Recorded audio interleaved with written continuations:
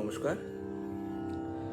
আমরা যখন গান গাইছি তখন কিছু কিছু জায়গায় না এমন হয়ে যায় সিচুয়েশন যে হয়তো যতটা ভালো সামনের জনার কাছে মিষ্টিভাবে পৌঁছানোটা দরকার ছিল ঠিক ততটা হলো না।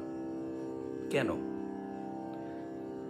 বা কোনো একটা গানে হয়তো কিছু হরকত আছে, মুরকি আছে, বা এমনি প্লেনও যদি থাকে তখন হয়তো সেই জায়গায় শ্যুটটা আমরা করতে গিয়ে আটকে যাচ্ছি।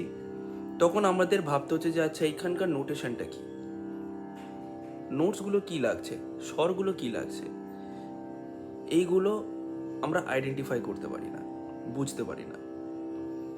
এবং আমরা স্বর যে যে স্বরগুলো লাগছে গানটা যখন আমরা গাইছি সেইগুলো যেহেতু বুঝতে পারছি না, তার জন্য অডিয়েন্সের কাছে গিয়ে যখন আমরা আমাদের পারফরমেন্সটা করছি তাদের কাছে সেটা ততটা মিষ্টতার সাথে পৌঁছাচ্ছে না। হয়তো আমি গাইছি, সুরেই গাইছি, কিন্তু অ্যাকচুয়াল প্রপার যে নোটে হওয়া দরকার ছিল বা যতটা মিষ্টতাটা থাকা দরকার ছিল সেটা কোনো না কোনো জায়গায় একটু হলেও মিসিং থেকে যাচ্ছে। কেন? কারণ আমরা যে কোনো গান যদি গাইতে যাই, আমরা যদি সাথে একটু নোটসটাকে বুঝে গাই যে কোন নোটসটা এখানে লাগছে, ব্যবহার হচ্ছে, তাহলে তার যে সুরের দখলটা, অর্থাৎ সেই নোটসের দখলটা আরও স্ট্রং হবে। কারণ আমাদের সেটা মাথায় অলরেডি থাকছে যে এখানে যদি গা লাগছে বা পা লাগছে বা তীব্র মা লাগছে বা কোমল নি যদি লাগছে, সেগুলো অ্যাকচুয়াল কেমন শুনতে হয়, তার সাউন্ড কেমন হয়, তখন সুরের দখলটা আরও স্ট্রং হয়। অর্থাৎ আমার পারফরমেন্সটা তখন আরও বেশি শুনতে ভালো লাগে সকলের কাছে। তো এখন যেটা প্রশ্ন হচ্ছে, আমরা নোটস কিভাবে আইডেন্টিফাই করব বা বুঝবো যে কোন নোটসটা এখানে হলো। আমি একদম একটা খুব সিম্পল একটা গানে যদি উদাহরণ দিই, গান গেয়ে আমি চিনি গো চিনি তোমারে, ও গো বিদেশিনী। এবার আমি যদি ভাবি এখানে নোটস কি হচ্ছে, আমি চিনি গো চিনি, সারে গা গা গা গা গা গা, আমি চিনি গো চিনি তোমারে,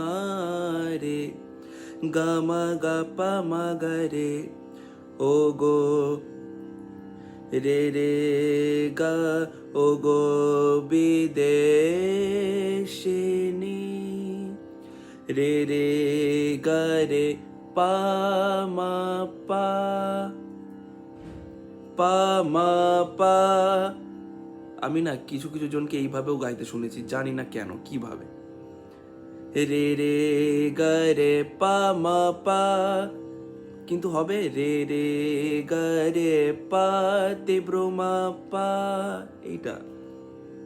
অর্থাৎ এই যে স্বরগুলো কোথায় কোন নোটটা লাগছে, এইটা কিভাবে বুঝবো? তো আমরা শুরুতেই যে ভুলটা করে ফেলি অনেকে, না যে আমরা একটা হয় না, যতক্ষণ না গিয়ে তুমি কোনো জায়গায় আটকাচ্ছ ততক্ষণ অবধি সেই বিষয়টা নিয়ে খাটতে চাইবে না বা বুঝতে চাইবে না বা চর্চা করতে চাইবে না, সেটা যে কোনো বিষয় হোক না কেন। গানের ক্ষেত্রেও আমি অনেককে দেখেছি, বা নর্মালি 95% এটাই করে স্টুডেন্টস বা সঙ্গীত শিক্ষার্থীরা বা যারাই গাইছে, পারফরমেন্স করুক যাই করুক, তখন গিয়ে ওটা মাথায় তাদের স্ট্রাইক করছে যখন গিয়ে ওখানে আটকাচ্ছে। এবার এই যে ডাইরেক্ট স্টেজেই হোক বা কোথাও গান গাইতে গিয়েই হোক, বা আমি যদি রেয়াজ করি তখনই যদি আমি ভাবি যে আচ্ছা এখানে নোটস কী হলো, এইটা অনেক পরে, গানে নোটস আইডেন্টিফাই করা অনেক পরের ব্যাপার। তার আগে আমি সবসময় সকলকে বলি যে বেসিক খুব ইম্পর্টেন্ট, প্রপার টেকনিক জানা খুব ইম্পর্টেন্ট। অর্থাৎ এখানে এই যে সা রে গা মা পা ধা নি সা, ঠিক আছে, এই প্রত্যেকটা স্বরের ইন্ডিভিজুয়ালি সাউন্ড কেমন হয় সেটা আমাদের প্রথমে বোঝা খুব দরকার, খুব দরকার। 1, 2 নম্বর, আমরা সবসময় যখন পাল্টা প্র্যাকটিস করছি বা সুরের অভ্যাস করছি, সেখানে শুধুমাত্র আমরা এই শুদ্ধ স্বরের ওপরই চর্চা করি। কেন? শুদ্ধ স্বরের ওপরেই যদি শুধু চর্চা করবো এমন কোনো গান আছে যেটা শুধুমাত্র শুদ্ধ স্বরের ওপরেই আছে? কতগুলো গান আছে। কতগুলো গান আছে, 99.9% গানে শুদ্ধ, তীব্র, কোমল সব স্বর লাগছে। এবার আমি যদি 7-8 বছর ধরে হয়তো সঙ্গীতের চর্চা করছি, শুধুমাত্র শুদ্ধ স্বরেরই আমি চর্চা করছি, কোমল স্বরগুলো কিভাবে আমি গাইবো?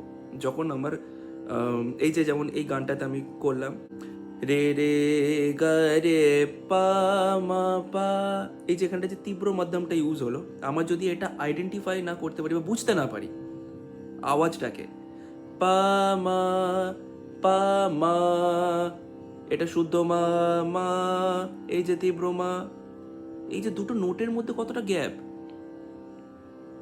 এই ব্যাপারগুলোকে যদি বুঝতে না পারি আমি গান নোটস কিভাবে আইডেন্টিফাই করবো? সেটা তো অনেক পরে। এই জন্য আমি সকলকে বলি, যখনই কোনো গান তুলছো, সেটা শাস্ত্রীয় সঙ্গীতই হোক বা লাইট মিউজিকই হোক, ডাইরেক্ট কথা দিয়ে তুলতে নেই, যে নোটসগুলো আছে ওইগুলো সাথে সাথে তোলো। কিন্তু কিন্তু তার আগে যখনই রেয়াজ করবে, আগে স্ট্যান্ডিং নোটস তো করবেই শুদ্ধ স্বরে, তার সাথে সাথে কোমল স্বরেরও অভ্যাস করবে, যেটাকে আমরা বলি, অনেক গুরুর কাছে তোমরা শুনে থাকবে যে ক্রোমাটিক্যালি গাও, পর পর গাও, কিছু বাদ দিও না। যেমন সা কোমল রে, শুদ্ধ রে, কোমল গা, শুদ্ধ গা, শুদ্ধ মা, তীব্র মা পা, কোমল ধা, শুদ্ধ ধা, কোমল নি, শুদ্ধ নি সা, সা রে রে গা গা, মা মা পা, ধা ধা, নি নি সা সা, নি নি ধা ধা, পা মা মা, গা গা, রে রে সা। শুধু শুদ্ধ স্বরে অভ্যাস করলে হবে না, অভ্যাসটা এই যে টোটাল 12টা স্বর প্রত্যেকটাই করতে হবে, প্রত্যেকটাতে করতে হবে। আমি আরেকটা এক্সাম্পল দেবো একটু পরে। এইভাবে চর্চা করতে হবে। 2 নম্বর, সেম প্যাটার্নই করব কিন্তু ডিস্টেন্স। তো একই প্যাটার্নকে আমরা ফলো করব কিন্তু ডিস্টেন্সের সাথে। কিভাবে? সা কোমল রে, সা শুদ্ধ রে, সা কোমল গা, সা শুদ্ধ গা।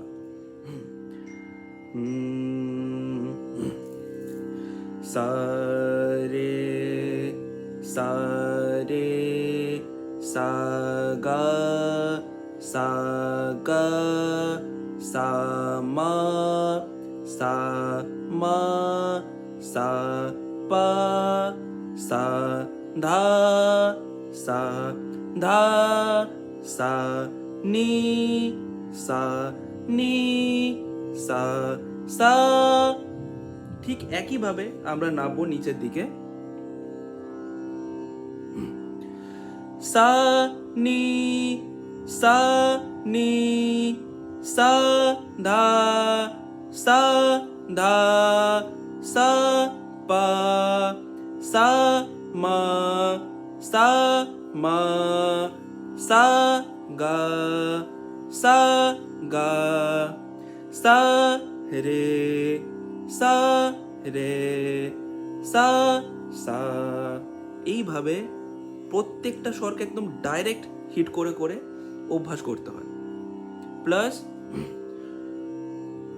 এই দুটো তো হলো। এইবার যে পাল্টাগুলো করবে সেটা সবসময় যে শুদ্ধ স্বরেই করতে হবে এমন না। তোমরা যদি কোনো রাগ গুরুর কাছে হয়তো তার তালিম চলছে, তোমরা চাইলে সেই রাগের ওপর বেস করেও তোমরা যে পাল্টাগুলো শিখেছো সেইগুলোকে গাইতে পারো।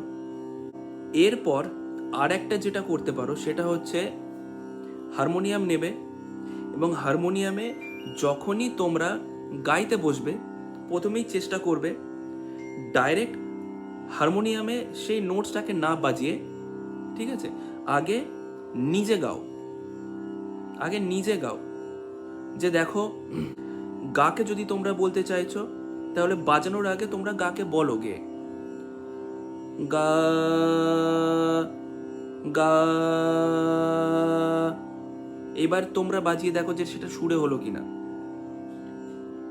নেক্সট যে কোনো নোটসকে তোমরা ধরো, পাকে যদি ধরো, পা পা পা পা পা। যতবার মনে হবে যে সুর তোমাদের মিলছে না বা ডাউট যতবার থাকবে ততবার গাও পাকে। এরকম নয় যে তোমাদের ফার্স্ট টাইমে মিলে যাবে বা ফার্স্ট টাইমেই মিলতে হবে, নইলে সেটা ভুল না, এটা মোটেও নয়। ঠিক আছে, বারবার ওটাকে হিট করতে হয়, যতবার ওটাকে গাইবে তত জিনিসটা অ্যাকিউরেট হবে। সারে গামা পা পা পা পা। এবার যদি ভাবছো যে রে বলবে, রে, যদি ভাবছো কোমল রে বলবে, রে রে। এবার ভাবছো তো মা বলছো, মা, বাজিয়ে দেখো মিলছে কি।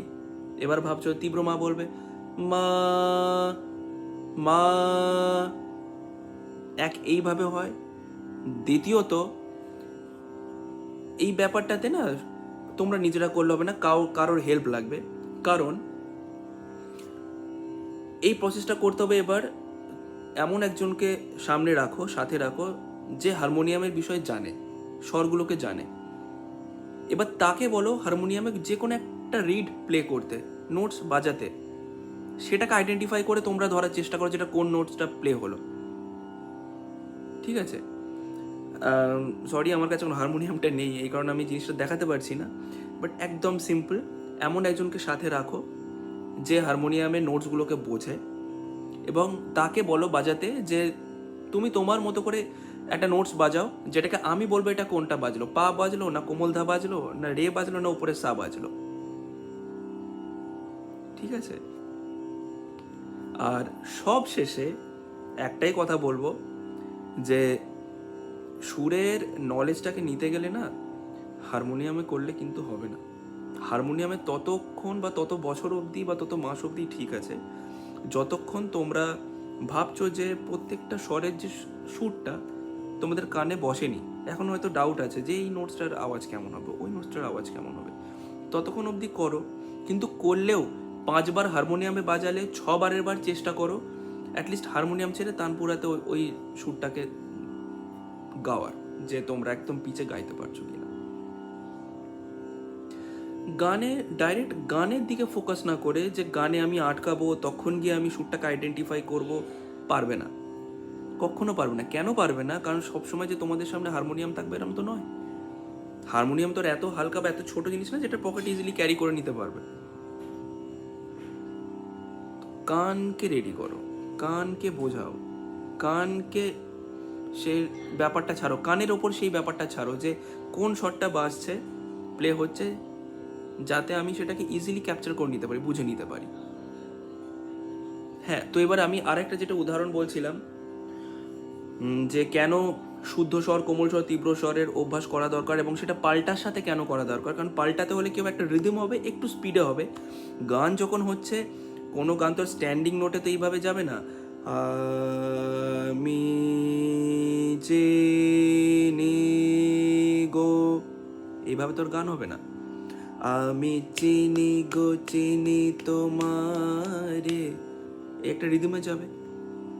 এবার আমি পাল্টার অভ্যাসটা যদি করি, একটা পার্টিকুলার একটা টেম্পোতে রেখে দেন আস্তে আস্তে ওটাকে আমি বাড়িয়ে যদি অভ্যাসটা করি, তো যে সা রে গা মা পা সা পা মা গা রে গা মা পা সা মা গা রে সা, এই যে নোটসগুলোকে আমি গাইছি, কতটা ফাস্ট আমি ধরতে পারছি, কতটা সুরে আমি ধরতে পারছি, কতটা অ্যাকিউরেট হচ্ছে, কতটা শ্রুতি মধুর হচ্ছে, এই জিনিসগুলোতে দখলটা আরও স্ট্রং হয়, আরও বাড়ে। এইবার সা গা মা পা ধা, সা গা মা পা ধা মা ধা পা গা মা গা মা মা মা গা রে গা সা রে সা ধা ধা গা, সা গা মা ধা পা গা মা ধা পা সা গা ধা পা সা ধা মা রে। এবার দেখো যেটা আমি শোনাচ্ছি, কেন আমি বলছি যে সব স্বরের, সব যে 12টা স্বর, সা কোমল রে শুদ্ধ রে, প্রত্যেকটার কেন চর্চা করা দরকার। সা গা মা পা ধা পা গা মা মা গা রে গা সা রে সা ধা ধা গা, সা গা মা পা গা মা পা সা গা পা সা ধা মা রে, পা পা গা পা সা। এই যে স্পিডটা যে ধরছি, পা গা পা সা, এইটা যদি আমি ওই পাল্টার অভ্যাসটা না থাকে স্পিডে, আমি করব কি করে? ও পাদা পাগা পাদা সা সা সা নি সা রে গা রে গা সা রে সা গা সা দা না নি সা রে গা সা রে সা গা রে গা সা রে সা গা রে গা সা রে সা নি সা। এই যে নোটস, এখানে সব রকম মিক্সড আছে, সব রকম, সব কিছুর মিক্সড আছে। তো আমি যদি আগে একদম বেসিকেই যদি জোর না দিই, নজর না দিই, যদি ওটারই না চর্চা করি 12টা স্বরের, গান তো অনেক দূরের কথা, অনেক দূরের কথা। আমি কোনো সেন্টেন্স বা প্যারাগ্রাফ লিখবো তখন না, যখন আমার অ আ ক খ প্রত্যেকটার ব্যাপারে আমার জানা থাকবে যে কোনটা কেমন দেখতে হয়, লিখতে গেলে কেমনভাবে লিখতে হবে, তবে না আমি কি প্যারাগ্রাফ লিখবো। ইংলিশে আমি যদি কিছু বলতে চাই, তার আগে আমাকে এবিসিডি জানতে হবে। ঠিক একইভাবে যদি আমরা কোনো গান গাইতে যাচ্ছি, ডাইরেক্ট গানের কথায় ফোকাস না করে আগে কোন নোটের ওপর সেই গানটাকে আছে সেটাকে গাও। সারে গা গা গা গা গা গা গা মা গা পা মা গা রে রে রে গা রে পা মা পা, এইভাবে সরগম দিয়ে আগে পুরো গানটাকে গাও, তারপর তাতে কথা বসাও, তারপর তাতে ফিল অ্যাড করো, তারপর তাতে যে হরকত মুরকি যা কিছু আছে সব অ্যাড করো। শুরুতেই যদি আমি ভাবি যাচ্ছে এই গানটা শুনলাম, নোটসটা কি হলোতেই আটকে থাকবে, কখনো হবে না। বেসিক আমার গ্রামার যদি আমার স্ট্রং না হয়, তাই না, আমি কিভাবে সেটাকে দেখব, গাইবো বা বুঝবো? আমি একটা বাড়ি বানাচ্ছি, আমার বাড়ির ভিতটা, বেসটা যদি সেইভাবে স্ট্রং না করি, আমার যদি সেটার উপর কোনো বেসিক আইডিয়াই না থাকে, আমি কি করে বুঝবো যে এর উপর আমি দোতলা দাঁড় করালে বাড়িটা থাকবে নাকি 5তলা অব্দি নিতে পারবে লোডটা, তাই না? এইসব হচ্ছে দেখো খুব সিম্পল ব্যাপার, খুব ছোট ছোট ব্যাপার, যেগুলোকে আমরা অজান্তেই স্কিপ করে যাই। কেন স্কিপ করে যাই?